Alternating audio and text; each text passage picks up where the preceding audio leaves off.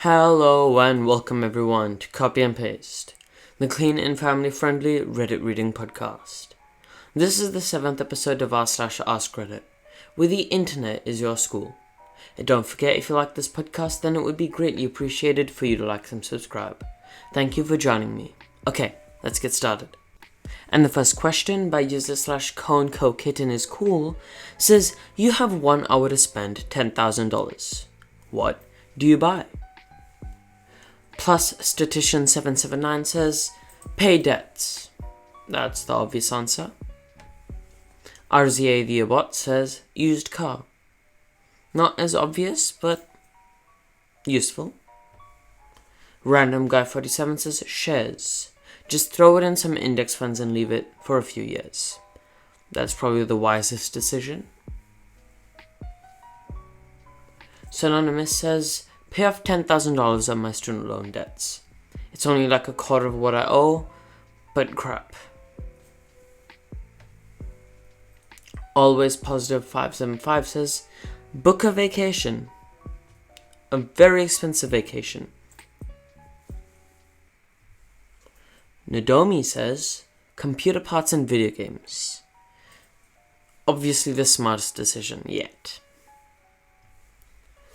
Alice Van Osborne says, I'd got to go to the movies and get a popcorn and a soda. What happens if I go over by a few dollars? Drink Your Tea says, a $10,000 gift card. Pine and Moon says, ma'am, by mistakenly we have sent an extra amount to your account. Please buy $10,000 worth of Google Play cards. Jack All Takes Whiskey says, a PS5. A PS5 for $10,000. Wow. Hustlesaurus says, 20,000 tacos. I have no idea what to say to that. 20,000 tacos. And that was it for the first question.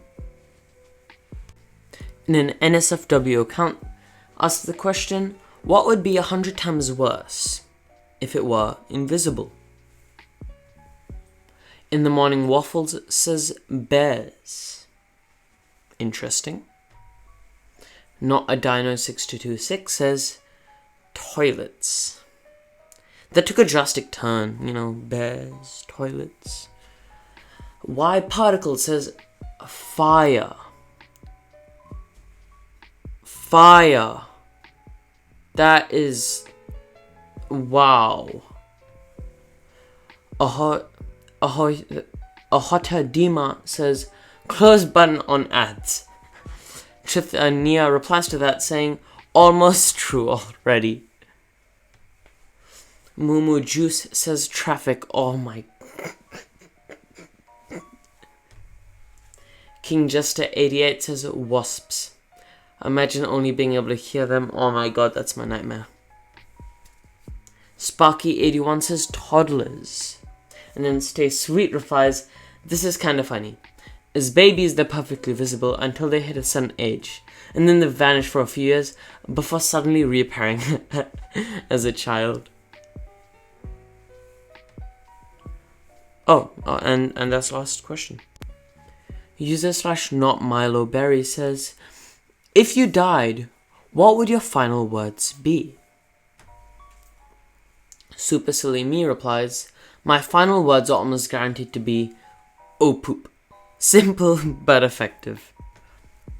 Hollywood 899 says, there's something I've been dying to tell you. Jane Doe 21 says, I hid $1 million in the... Helka N says, what are you gonna do? Stab me with that? Jackal 5D says, if I was a Buddhist, I'd say, poop. Here we go again. Comprehensive Gas 977 says, finally. Margaret Shields says, you're next. Oh my. Linsanity998877 says, "What's the knife for? Are we having cake?" And that was it for the question. And now this one's a little bit more serious. By user /xXFAZEMEIDAREYOUXx says, "Murder attempt survivors. What happened?" The Badman 9001 says, 9 years ago, Buddy got jumped at a house party. I jumped in to pull the guy off of him. Attacker ended up pulling out a knife and shanking me in the stomach before fleeing to a getaway vehicle. Police were called, caught the guy. We were supposed to come into court to point at him and be like, he did it. But the day before, he pleaded guilty. No idea what happened to the guy, but after that, or what his punishment was, we probably didn't learn anything from the situation. Me? I feel completely fine. Sometimes I forget that I even got stabbed. I feel a little uneasy whenever somebody has a knife in the hand and it's not dinner time, but that's about as far as it gets as trauma goes. Asleep Pipe 371 says, a pregnant drunk lady called an ambulance. I was working with a junior colleague, but a female one. The patient said she thought she was in labor and was sat on the floor, legs open, knees bent with a blanket over her lower part. There was a small table next to her, a glass top wooden coffee table thing. My colleague asks to examine her, and for some reason she got angry and insisted I examine her, not my female colleague. After a bit of back and forth, I knelt down and went to lift the blanket to have a look when there was a sudden crash. My colleague had put her foot through the glass table and was standing on the patient's hand, which had a huge knife in it. Turns out she wanted to stab a paramedic, and when we turned up, she chose me. My colleague saw it just in time and saved my life. Patient had already had several children who were in care and had fetal alcohol syndrome. I was asked for a statement when the new one was born, and they were also taken into care. She got away with premeditated attempted murder on grounds of mental health. User / I have no idea how to say that, so it's in the description. Wait, no, it's not. 1BUK1-M10D4. It's complicated, okay? My mom was incredibly abusive. On one occasion, I was around 12 and she came into my room while I was sleeping and stabbed me in the chest with a kitchen knife, puncturing my lung. I didn't know this at the time. Obviously, this woke me up and I just rolled out of bed and ran around the house screaming. Someone on our road noticed the noise and called the police.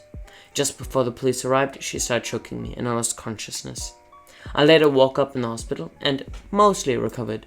She's now in jail. This is not the only time that she tried, but it was the most dramatic and came the closest to actually killing me. I asked my former boyfriend to leave the apartment when he had gone drunk. Him being drunk and the two of us having a disagreement usually resulted in a black eye or worse. 3 days prior, he dragged me by the hair across the floor and into the bathtub, cut my cheek with a kitchen knife, then told me he was my killer. I left the apartment and asked him to be gone by the time I returned. I came back half an hour later to find his car gone. Thinking he'd left, I walked into the apartment from our porch area, because I just had this feeling that something was off. I walked in and called out his name, seeing if he'd respond. Nothing. Our porch was connected to the living room. As I was walking through the living room, I called his name again. Nothing. I got to the kitchen and saw him hiding in front of the refrigerator, holding a metal paper towel holder. You wouldn't have seen him from the front door, as the refrigerator is behind a wall that is halfway from the front door. He pushed me into the counter and started hitting me with the paper towel holder until it broke and I was on the floor, yelling for help with my arms blocking my face. When I began yelling for help, he started using his fists and only paused to grab a knife from the drawer. He tried to stab me with the knife while I was down. I grabbed it and pulled it from his hand. The blade cut his palm and he stopped his attack. I tried running his hand under cold water when he started attacking me again. Grabbing the knife, pulled the knife from his hand a second time, cutting his palm again, screaming for help. He then ran out of the apartment through the patio and into the street. I grabbed the knife in case he decided to double back, but he had fallen in the parking lot. A neighbor heard me yelling for help and called the police. I saw him on the ground and called for an ambulance. When I turned back around, he'd gone up and ran off. He went to jail and I went to rehab and began rebuilding my life. Now I've got 2 children, a house, and I'm stable. Screw that guy. He's active on Reddit and wants to be a YouTuber. The disagreement? He wanted to record us playing Cuphead. and I didn't. Screw that guy.